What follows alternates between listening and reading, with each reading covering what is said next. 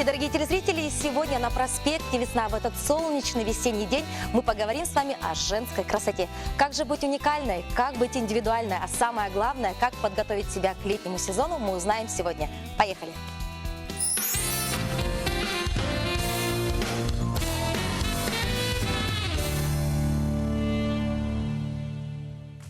Сегодня на нашем проспекте огромное количество представительниц прекрасного женского пола.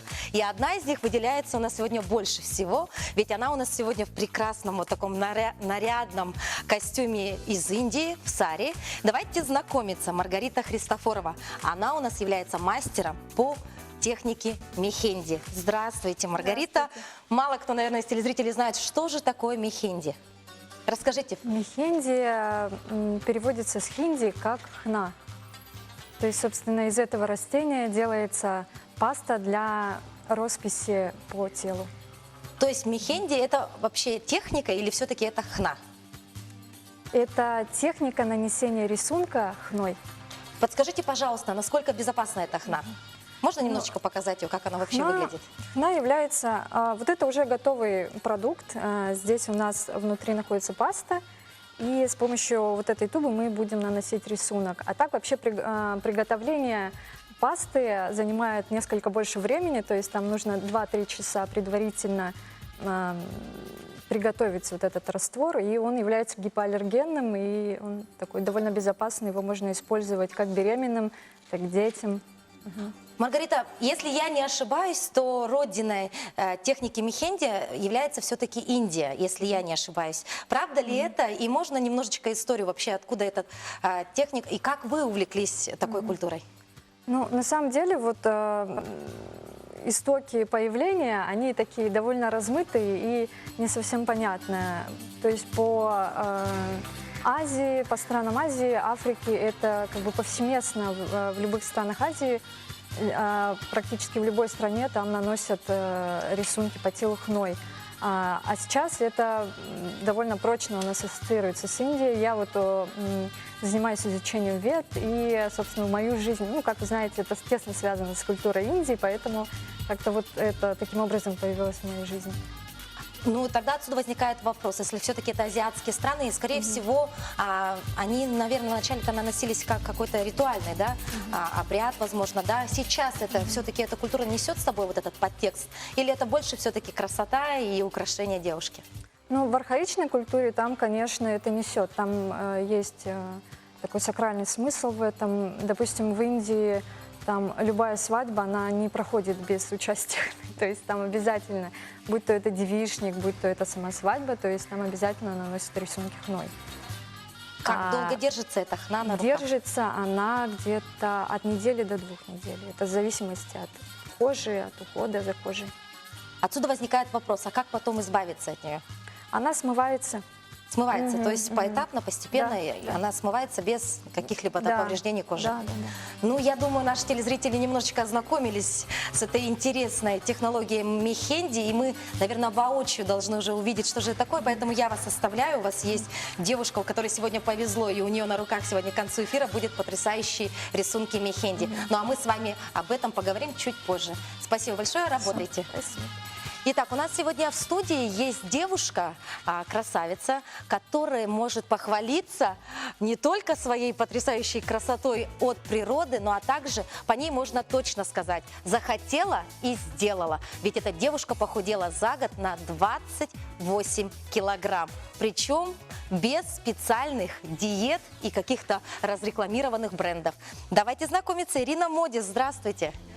Ирина, ну как мы уже сказали, вы похудели на 29 килограмм. Наверное, многие телезрители сейчас, наверное, ахнут у экранов телевизора. Как можно добиться такого результата? Ваш секрет?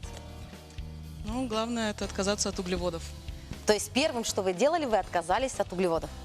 Да, как бы в наших условиях, когда легко перейти на мясо, на рыбу, все доступно, очень легко как бы отказаться от сладкого. Давайте тогда начнем немножечко с предыстории. Сколько у вас был максимальный вес? Максимальный вес был 104 килограмма. 104 килограмма, и это было около года назад. Да. Как же вы себя так запустили? Ну, так получается, что после рождения детей я всегда вес набираю. И если первый раз достаточно было физических нагрузок, фитнес-занятий, то в этот раз пришлось как бы сильно поднатужиться.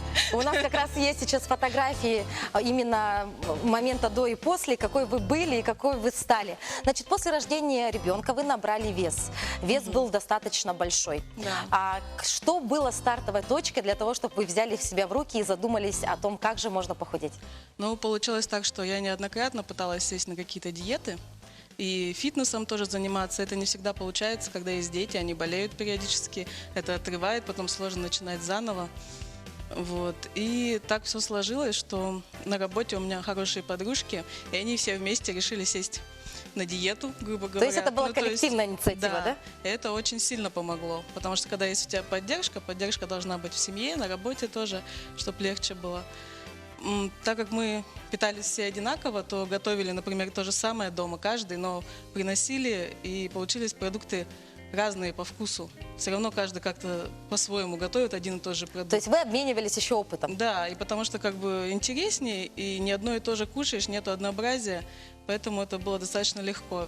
Создали группу и поддерживали друг друга. Итак, ну, наверное, мы сейчас не будем вводить в заблуждение наших телезрителей и говорить о том, что вы вот просто познакомились, стряпали, готовили и так похудели. Все-таки есть какая-то система, где вы брали вот истоки этой системы, какой-то график приема пищи. Ну, не просто же так вы взяли и похудели. Вообще, вот как я сказала, я на многих диетах сидела. До этого и с каждым разом все сложнее.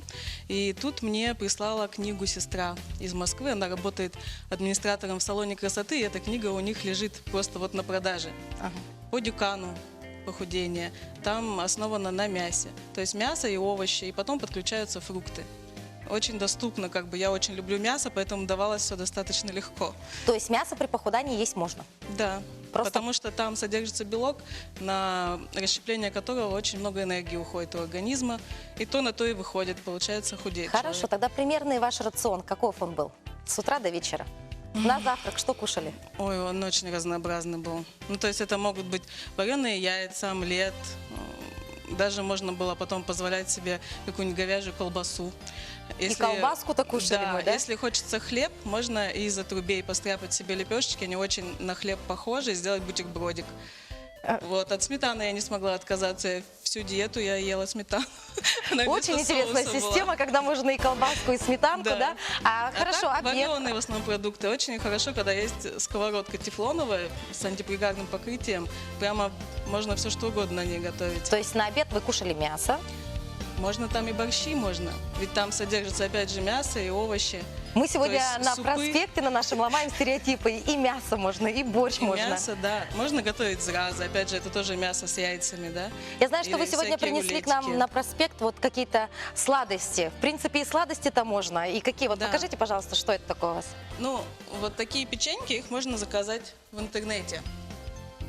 Такая реклама. В интернете можно заказать. Они с очень низким содержанием углеводов. И очень много таких продуктов. И в наших магазинах тоже можно найти. У нас сейчас и появились магазины, в которых полезное питание продается. Что еще Они- кушала наша они Ирина? сладкие. Вот когда очень хочется сладкого и прям на все готов, вот их можно, их много не съешь. Одну Они печеньку, сладкие, да? и Еще прям что-то вы вообще. кушали у нас? И вот основное питание – это отруби. Пшеничные и овсяные отруби. То есть это для вас хлеб, там содержится достаточно углеводов, как казалось бы. Углеводы нельзя, но вот благодаря вот этому как бы достаточно количество углеводов, необходимое для организма в день, все равно поступает. Ирина, а подскажи, пожалуйста, что было самое сложное при похудании? Ведь многие девушки начинают худеть, но не хватает силы воли. Вот в твоем случае самый сложный вот момент какой-то, может, переломный, может, чего-то хотелось, может, психологически было тяжело? Самое сложное – это найти время, потому что нужно готовить. Спасает скиф. Нужно готовить, нужно приходить с работы, как бы готовить отдельно. У меня 2 сына, муж, то есть готовить отдельно им. И, например, им котлетки с гарниром, а себе только котлетки. То есть вот так готовить достаточно много, и чтобы был запас продуктов вперед. То есть научиться формировать свое питание, закупать нужные продукты, а не вредные. Ирина, ну и как складывается, наверное, у многих девушек, ты похудела вначале на такое прям большое количество килограммов, 28 килограмм. Ну, ни для кого не секрет, что когда-то все-таки немножечко себе позволяла что-то, либо у тебя произошел какой-то переломный момент, и ты набрала вес. То есть ты вернула около, по-моему, если не ошибаюсь, 8 килограмм, да? да. Около 8 килограмм вернула. Что с тобой произошло? Ну, вообще тяжело первые 3 месяца, когда сидишь на диете. Потом ты втягиваешься, и достаточно легко ты можешь себя ограничивать. Похоже очень на лечение. Вот как будто тебе просто запрет, и ты привыкаешь к этому. И потом наступил тот момент, когда я уже достаточно веса сбросила, и у меня было очень много работы, не позволяло время заниматься спортом. И вот туго кожи я стала замечать, что кожа стала более мягкой, меня начало это пугать, и я потихоньку начала добавлять продукты, которые до этого себе запрещала. И потом поехала на море с родителями и с детьми. И, разумеется, там выпечка, очень сложно с первого раза найти такие рестораны, как у нас. Вот у нас много их. А там на море в основном выпечка, сладости, и как бы потихонечку там немножко набрала, потом на этот Новый год. Но вот в обычное время я придерживаюсь рациона так, что мясо, овощи, фрукты. То есть поездка на море, вот оно был твой такой, да, немножечко момент, потому когда что ты мы стали отказалась от меньше диеты, с девочками общаться, они уже давно похудели, у них меньше надо было сбросить, как бы они давно похудели, я осталась одна. Ирина, для тех телезрительниц, у которых основной проблемой является все-таки лишний вес, что бы ты могла посоветовать вот от человека, который на себе, на практике 28 килограмм потерял? Я хочу, чтобы в голове у них была идея такая, то, что нужно заботиться о себе. Потому что если вы не будете заботиться о себе, никто не позаботится о ваших родных. То есть надо себя любить, надо за собой ухаживать. Но любить себя это трудно, а вот позаботиться о себе, представить, что ты о детях заботишься, не даешь им ничего вредного, лишнего. И то же самое о себе, потому что если будет здоровье, если ты будешь подвижная, там, на берегу где-то с ребенком бегать себе позволишь, что-то, какие-то такие моменты жизненные не пропустишь, то и семья будет счастлива. И как бы, ну, главное полюбить себя и немножко двигаться, делать что-то для этого, а не сидеть. Главное Читать полюбить книги. себя, Интернет не сидеть. есть. Интернет в помощь. И, конечно же, нужно меньше есть, правильно? Ну, нет, вот в моей Нужно диете можно правильнее есть. много есть, но только полезную еду. Только полезную еду. Да. Итак, спасибо большое, Ирина. Я думаю, наши дорогие телезрительницы что-то для себя поняли, что-то для себя, может быть, записали. Итак, но на этом мы уходим на короткую рекламную паузу. Не переключайтесь, потому что у нас сегодня во втором блоке мы поговорим с вами о парфюмерии, а также вернемся к нашему мастеру по мехенди и посмотрим воочию, что же получилось у нашего гостя. Не переключайтесь, оставайтесь с нами.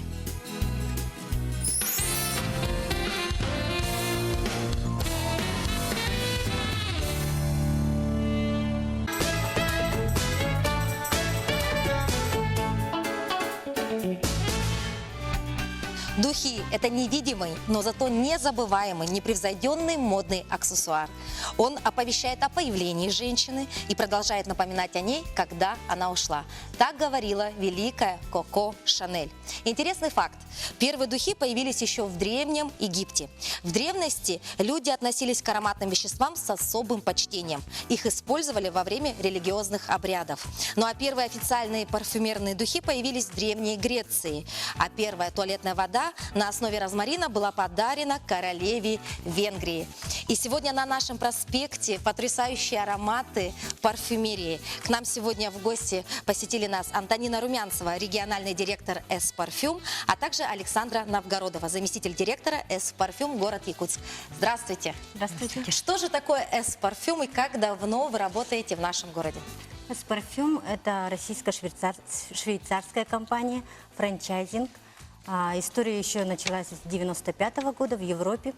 Фабрика выпускает аналоговый парфюм известных мировых брендов. Основная задача нашей компании – это качество, стойкость, ну и самое главное – доступные цены. Это самое главное. Да, это вот самое этим, по-моему, и отличается аналоговый парфюм от мировых брендов. Это первое, это, конечно, цена, да? Да, конечно. А подскажите, пожалуйста, если человек пользуется именитым брендом, к примеру, да, и желает приобрести аналоговый парфюм, возможно ли это? Или все-таки у вас своя линейка ароматов?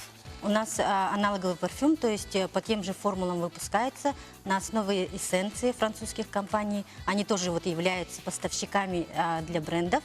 Ну и также имеется у нас своя эксклюзивная линейка. Тоже. А многие, наверное, кто видел уже вот такие предприятия в нашем городе, думают, что все-таки это подделка. Развеем этот стереотип или же все-таки нет? У нас не копии, тем более не подделки. Весь парфюм имеет сертификат и российский, и даже международный. А где и кто изготавливает? Ведь я знаю, что у нас в городе нет парфюмеров. Откуда вы приобретаете свою продукцию?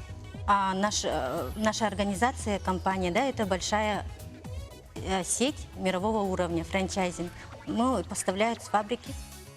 По всему миру, то есть такие Да, точки? в 18 странах мира, в 25 городах России. А у нас в Якутске как давно вы? С 2014 года. С 2014 года. Александра, вы как специалист расскажете, может быть, нашим телезрительницам, что актуально этой весной, какие ароматы? Здравствуйте. Ну, у нас линейка очень большая, больше 300 наименований. Ну, линейка весной все снимаем зимнюю одежду. Также хочется что-то легкого. Фруктово-ягодные, цветочные ароматы больше в тренде идут. Например, Bright Crystal Versace, Kenzo Leopard, от Victoria's Secret Bombshell. Мужские ароматы – это Lacoste, белый White и Trussardi Myland.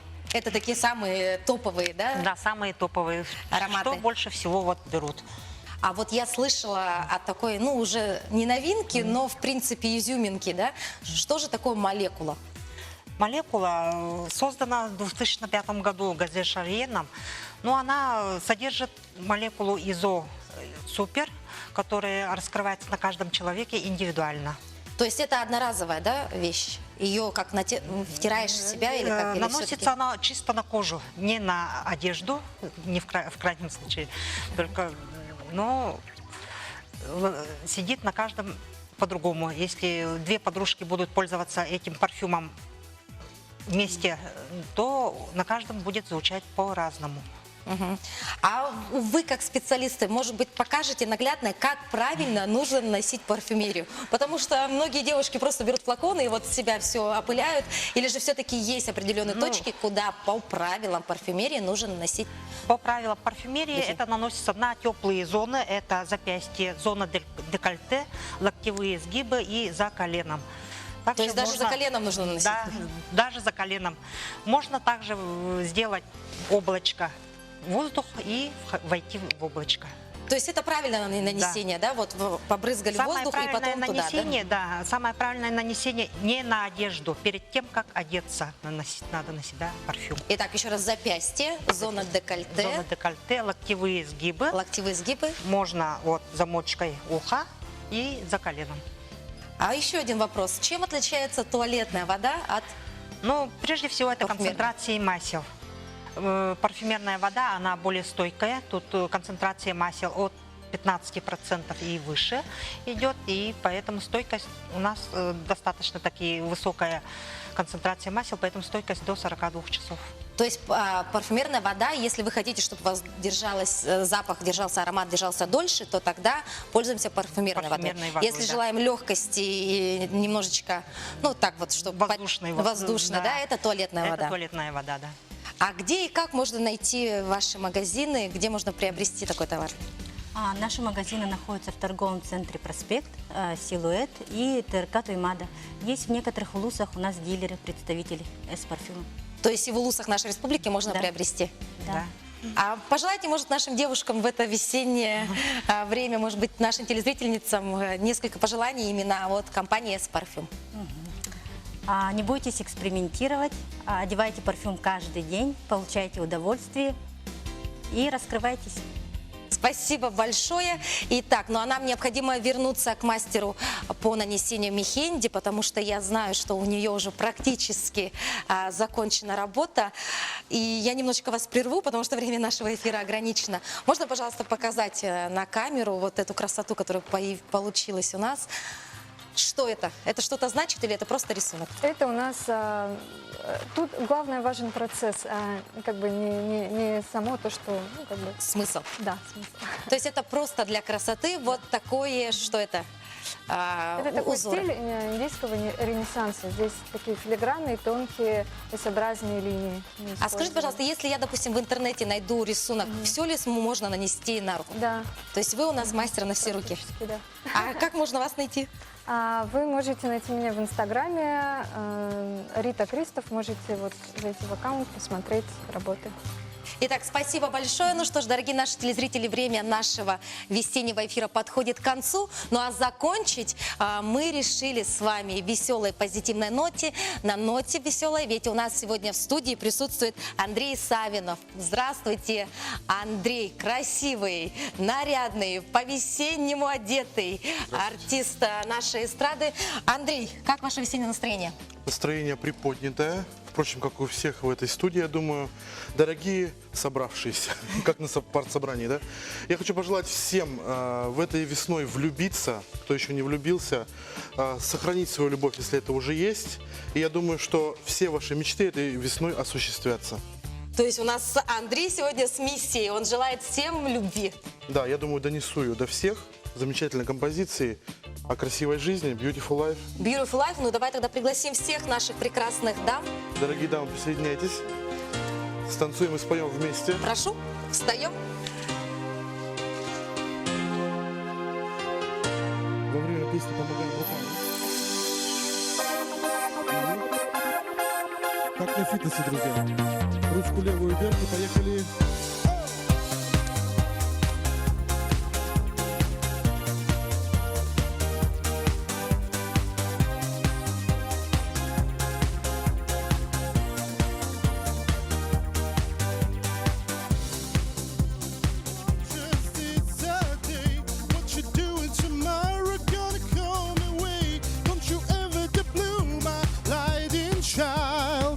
Such your dreams, oh, it's a beautiful life. It's a beautiful life. It's a beautiful life. I just wanna be here beside you. Stand to break of dawn. Take you walk in the park when you feel down. There's so many this heart just go.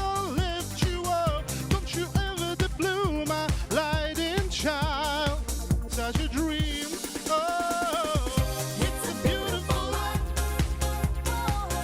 It's a beautiful life. It's a beautiful life. I just wanna be here beside you. Yeah, alright. I just wanna be here beside you.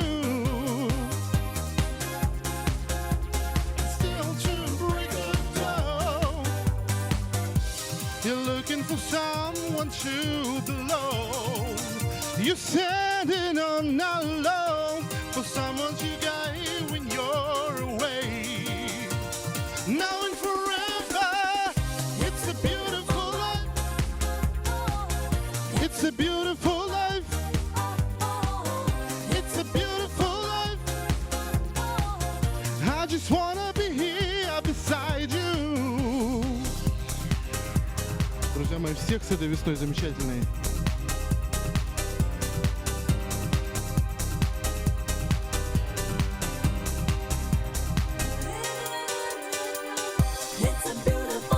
I'm gonna take you in my arms to fly away without, oh yeah. It's a beautiful life. I'm gonna take you in my arms to fly away without tonight. Yeah, alright. It's a beautiful life.